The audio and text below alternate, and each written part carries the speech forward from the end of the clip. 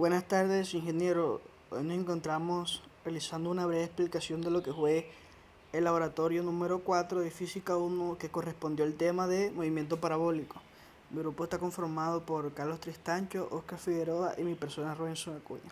Aquí, como vemos, lo primero que nos indica el inciso son lo que es el fundamento básico del movimiento parabólico y algunas de sus respectivas fórmulas.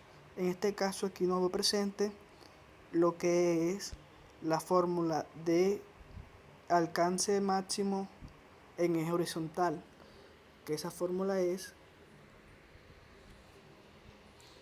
velocidad inicial grado seno de teta sobre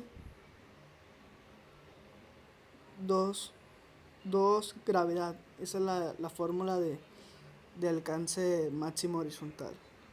Ya sabiendo esto, podemos continuar con la explicación. Aquí están las ideas previas, que eran responder algunas preguntas con, con respecto a lo que era el tema de movimiento parabólico.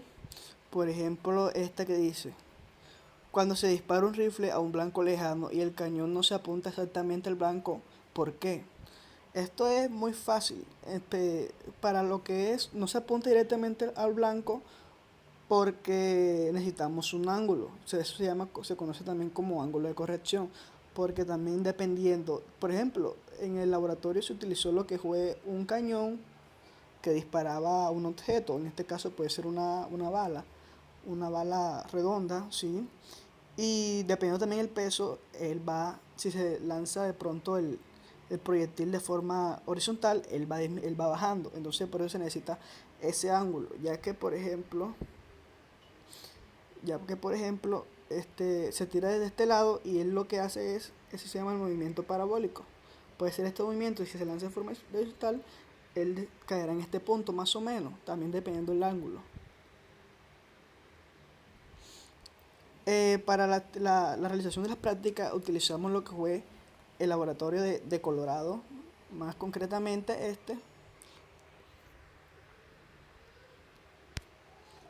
forma horizontal. Para hacer una pequeña explicación, como puedes ver, aquí tenemos como nos muestra este cañón, que le podemos determinar cuántos grados lo queremos para hacer las respectivas pruebas, la masa del objeto. En este es una bala de cañón. Con esto se mide los metros de recorrido de la bala con más exactitud, y también deja el cálculo de tiempo.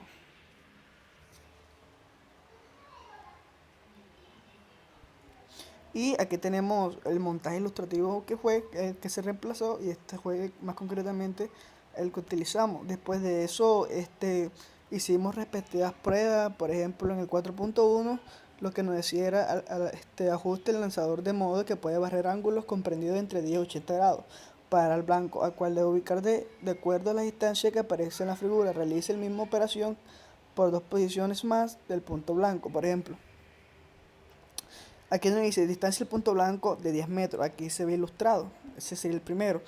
Y entonces, la altura base indicando es de dónde está ubicado el cañón. Por ejemplo, aquí la altura base del cañón en la imagen demostrativa nos muestra que está desde cero, pero este cañón al momento uno puede subirlo y puede quedar el cañón ubicado más o menos de aquí.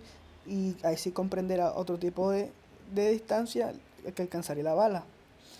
En este caso, aquí en el primer ensayo se dice que es una altura de 0, el ángulo fue 71, la distancia recorrida fue de 10.58, o sea que un poquito más allá del punto blanco. Es un tiempo de 2.5 y la velocidad que se hizo de la bala que llevaba era de 13 metros por segundo. Así se hizo con cada uno de los ensayos. Se hizo teniendo en cuenta que el primero decía que la distancia del blanco era 10 metros con respecto al cañón, el punto de partida, por decirlo así. Distancia del punto 20, de igual manera, seguimos modificando las diferentes alturas, diferentes ángulos, y con eso hicimos 3 tipos de ensayos de 20, 15 y 10 metros alejado del punto blanco. Y les explico un momentico lo que es sobre la altura. La altura base es este movimiento que realiza. Por ejemplo, se hace de 14 con un ángulo de 14 y se dispara la bala. Aquí nos indica con más exactitud con el metro, colocamos lo que es el metro, aquí estoy en el teléfono, pero se coloca más o menos el metro, se estira esto hasta acá y él nos indicaría cuánto fue la distancia total, y esos datos los íbamos ubicando en las respectivas tablas que íbamos haciendo. Y acá de igual manera hicimos otro tipo de ensayo que aquí ya nos decía que con el blanco en 15 para todos, dispararlo de acuerdo al ángulo. Aquí habían 1, 2, 3, 4, 5, 9 ángulos diferentes y se colocaron en estas tablas.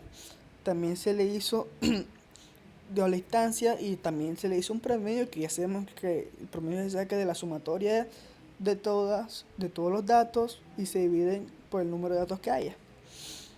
De igual manera, así fuimos realizando todas las prácticas. Aquí, todas las imágenes ilustrativas de lo que fue la realización de prácticas. Aquí se ve como, por ejemplo, que tiene una altura de 6 metros, la distancia que tuvo la bala y así cada uno. Y aquí también se podía modificar, así como les mostré en el laboratorio. Otro tipo de ensayo. Aquí nos hace una pregunta muy buena.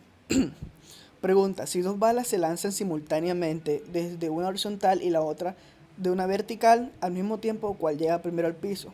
Esta aplicación lo que nos da es, la horizontal llega primero al piso porque el tiempo que se demora en recorrer la distancia para llegar a la superficie es menor que la vertical, ya que la vertical, como pueden ver, al momento del sube hace dos recorridos. Él, además de que sube, tiene que bajar. Entonces serían dos movimientos y la ventaja que tiene el horizontal es que solamente es uno, que es esta. Y se mide el tiempo con, con la reglita esta, que tú no lo colocas ahí y enseguida nos da el tiempo que dura el piso. Por ejemplo, de forma vertical, de forma horizontal, con una velocidad inicial de 30 metros por segundo, nos dio, o sea, un poquito menos de un segundo. Ahí se responde a esas preguntas. Y así también se hizo con... También nos preguntó, en este caso, en términos generales, con cuál ángulo de su lanzamiento fue más preciso. El ángulo más preciso fue el de 90 grados porque se llevaba a cabo varios experimentos y se pudo concluir que cuando lanzan hacia arriba va a llegar al mismo punto, mientras que el de 45 grados, para poder ser preciso, se necesita varios lanzamientos y puede que sea necesario hacer cambios de distancia. Y con eso concluimos lo que fue el laboratorio número 4, que comprendió con el tema de movimiento parabólico. Muchas gracias.